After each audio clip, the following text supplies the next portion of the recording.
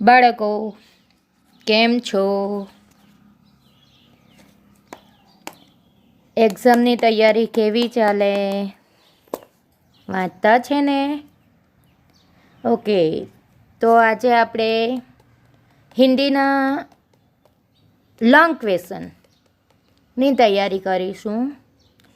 સૌથી પહેલાં આપણે પદ્ય વિભાગના પ્રશ્નો જોઈએ.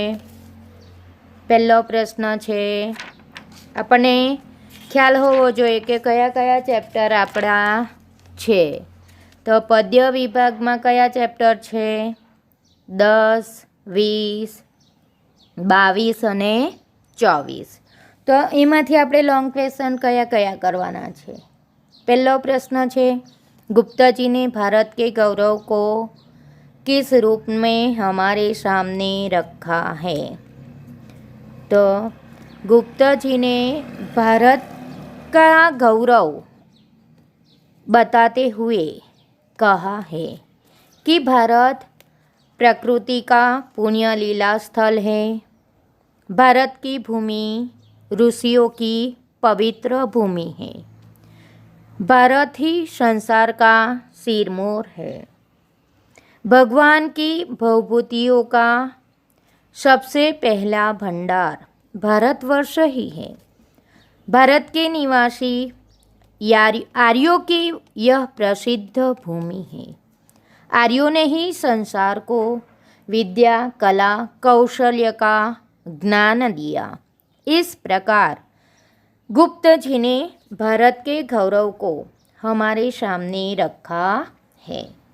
बीजो प्रश्न है, भारतवासियों के बारे में गुप्त जी क्या कहते हैं? तो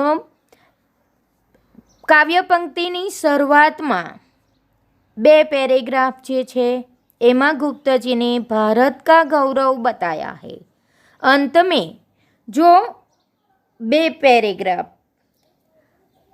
उसमें गुप्तजी ने भारतवासियों के बारे में बताया है. गुप्तजी के अनुसार भारतवासी आर्यों की संतान है. एक समय था आर्यों ने ही विद्या, कला, कौशल्य का ज्ञान भारतवासियों को दिया. यानी कि आर्य विद्या, कला, कौशल में सबसे आगे थे. ज्ञान विज्ञान के क्षेत्र में आर्यों का मुकाबला कोई नहीं कर सकता था. परंतु इन महान आर्यों की संतान होकर भी आज भारतवासी अधोगति में पड़ गए हैं. प्रगति की दौड़ में वे पिछड़ गए हैं. फिर भी अपने महान पूर्वजों के उच्च आदर्श को भारतवासी भूले नहीं हैं. इस प्रकार गुप्तजी ने भारतवासियों के बारे में हमें बताया है. तीसरा प्रश्न है, 20वां पद्यमाथी धरती की शान कविता में कवि ने किन प्राकृतिक दृश्यों का चित्रण किया है? तो धरती की शान कविता में किन किन प्राकृतिक दृश्यों का चित्रण किया है? तो पहाड़, नदियाँ, धरती, आकाश, हवा जैसे प्राकृतिक दृश्यों का चित्रण कवि ने किया है. कवि ने मनुष्य को असीम शक्तियों से संपन्न बताया है.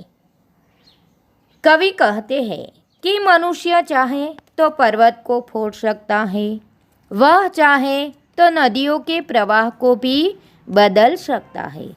वह जो अगर निश्चय कर ले तो धरती और आकाश को एक कर सकता है. मनुष्य पवन सा गतिमान है, इसलिए वह आकाश में ऊंचे से ऊंची उड़ान भर सकता है. यानी कि मनुष्य सभी प्राणियों में श्रेष्ठ है, सभी प्राणियों से सर्वशक्तिमान है. आगे का प्रश्न है, है कलमबंदी स्वच्छंद नहीं, संदर्भ समझाइए। है कलमबंदी स्वच्छंद नहीं, कौन से पद्य में से यह प्रश्न लिया है? वीरों का कैसा हो वसंत, यानी कि 22મા પ્રકરણમાંથી આ પ્રશ્ન લેવામાં આવ્યો છે। तो वीरों का कैसा हो वसंत यह कविता तब लिखी गई जब देश में अंग्रेजों का शासन था। अंग्रेजी सत्ता ने देश में दमन चक्र चला रखा था। उस समय अंग्रेजों के अन्याय के खिलाफ लिखना अपराध माना जाता था। ऐसा लिखने वाले को कड़ी से कड़ी सजा दी जाती थी। उनकी रचनाएं जब्त कर ली जाती थी। उसी संदर्भ में कवयित्री ने लिखा है कि मेरे लिखने पर पाबंदी है, मैं चाहूँ तो भी खुलकर नहीं लिख सकती। आगे का प्रश्न है, हल्दीघाटी और सिंहगढ़ से कवयित्री का क्या तात्पर्य है? तो मुगल सम्राट अकबर अनेक राजपूत राजाओं को अपने अधीन करना चाहता था, परंतु वह सफल नहीं हुआ। महाराणा प्रताप अपनी स्वाधीनता गंवाने के लिए तैयार नहीं थे। अंत में हल्दी घाटी के मैदान में अकबर और महाराणा प्रताप की सेनाओं में भयंकर युद्ध हुआ। इस प्रकार सिंहगढ़ भी मुसलमान शासक के अधीन था। उस पर अधिकार करने के लिए शिवाजी महाराज के वीर सरदार तानाजी ने उस पर आक्रमण किया। कड़ी टक्कर के बाद सिंहगढ़ हाथ में आया, पर अद्भुत वीरता दिखाते हुए शिवाजी के वीर सरदार तानाजी मालसुरे शहीद हो गए। कवयित्री कहना चाहती है कि हल्दीघाटी और सिंहगढ़ के संघर्ष में वीरों ने अपनी वीरता बताई। ऐसे संघर्ष बताते हैं कि वीरों का वसंत कैसा होना चाहिए। अब हम देखते हैं गद्य विभाग के प्रश्न। गद्य विभाग में प्रश्न है, पहला, माँ की स्कूली पढ़ाई पर जोर देने से लेखक की पढ़ाई पर क्या असर हुआ? तो माँ की स्कूली पढ़ाई पर जोर देने से बालक भारती बाहर की पुस्तकें और पत्रिकाएं ज़्यादा पढ़ता था। माँ को चिंता रहती थी कि वह कक्षा की किताबें नहीं पढ़ेगा तो पास कैसे होगा। उन्होंने स्कूली पढ़ाई पर जोर दिया। पिता ने उसे आश्वस्त करते हुए कहा कि पढ़ने दो, यही पढ़ाई उसे जीवन में काम आएगी। लेकिन पिता ने जब उसे स्कूल में भर्ती करवाया तो उनसे वादा करवाया कि तुम पाठ्यक्रम की किताबें भी ध्यान से पढ़ेगा और माँ की चिंता दूर करेगा। बालक भारती पर इसका बहुत असर हुआ।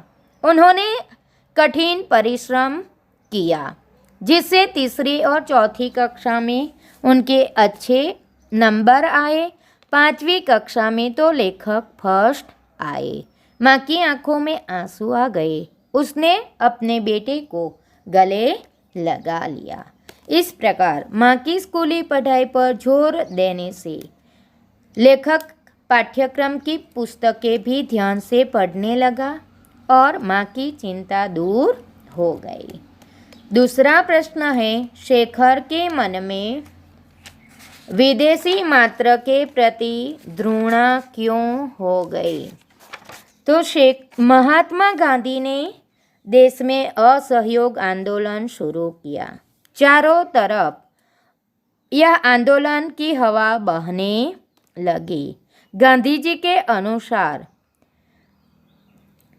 सभी लोग स्वदेशी चीज़ें ही अपनाने लगे। शेखर के मन पर इसका गहरा प्रभाव पड़ा। वह गांधी जी के प्रति अपार श्रद्धा रखता था। गांधी जी भी स्वदेशी वस्तुओं के उपयोग का आग्रह करते थे। विदेशी वस्तुएं देश की पराधीनता का प्रतीक बन गई थी। इसलिए शेखर के मन में भी विदेशी मात्रा के प्रति घृणा हो गई। आगे का प्रश्न है, शेखर के घर में अंग्रेजी भाषा के प्रति गहरा प्रभाव था, ऐसा हम कैसे कह सकते हैं? तो शेखर के पिता घर में अंग्रेजी में बात करते थे।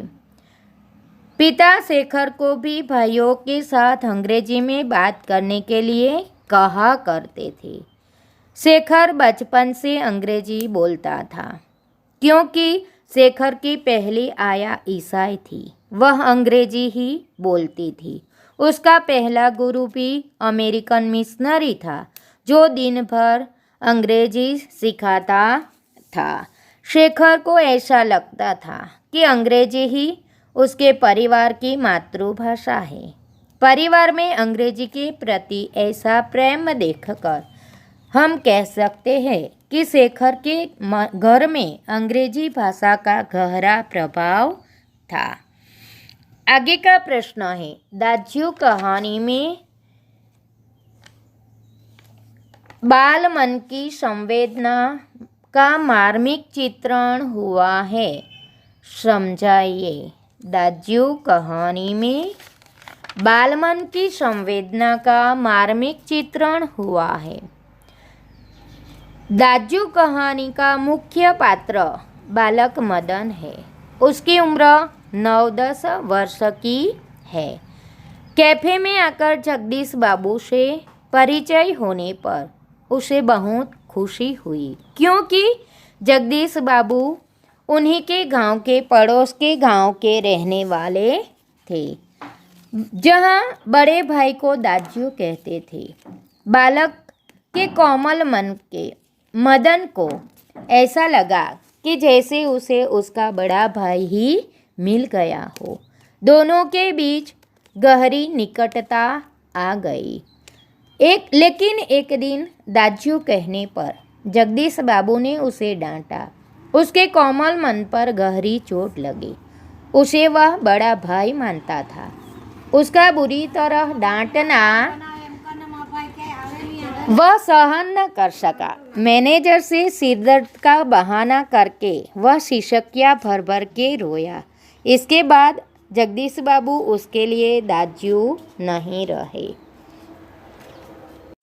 आगे का प्रश्न, जगदीश बाबू को पहले पहले नए शहर आकर कैसा लगता था? तो जगदीश बाबू अपने गांव से बहुत दूर शहर में आए थे। वहाँ वे अकेले थे। शहर का वातावरण उनके गांव के वातावरण से बिल्कुल भिन्न था। गांव में यहाँ के चौक जैसी चहल पहल नहीं थी।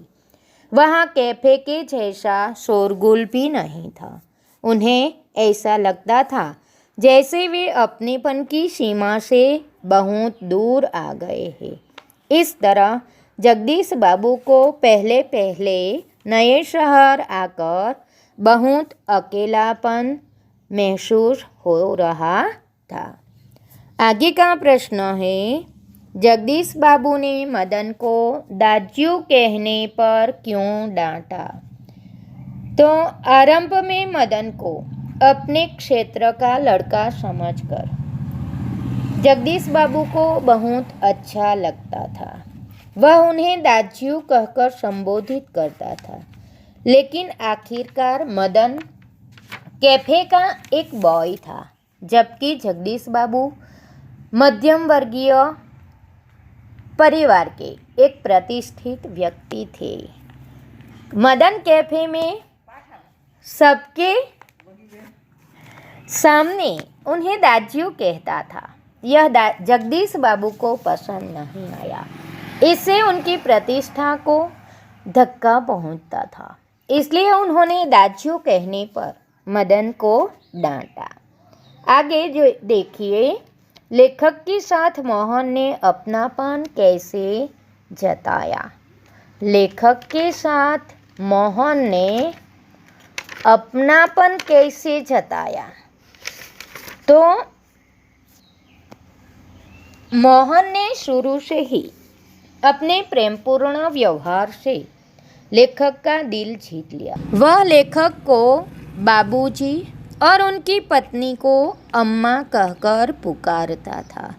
स्टेशन पर विदा होती समय लेखक ने उसे 500 रुपये देना चाहा, तो मोहन ने पैसे लेने से इनकार कर दिया। लेखक और उनकी पत्नी को पाकर उसे ऐसा लगता था जैसे उसे माँ बाप मिल गए हैं। उस सुख के सामने उसे पारिश्रमिक के पैसे लेना तुच्छ लगा। पारिश्रमिक के पैसे लेने में उसे एक तरह का परायापन महसूस हुआ।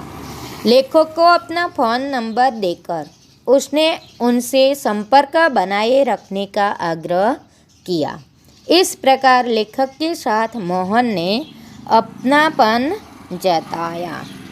तो विद्यार्थी मित्रों, यह सब प्रश्न आपको तैयार करने होंगे। यहाँ पर हमारा यह लेक्चर पूर्ण होता है। घर पर रहिए, सुरक्षित रहिए। जय हिंद, जय भारत।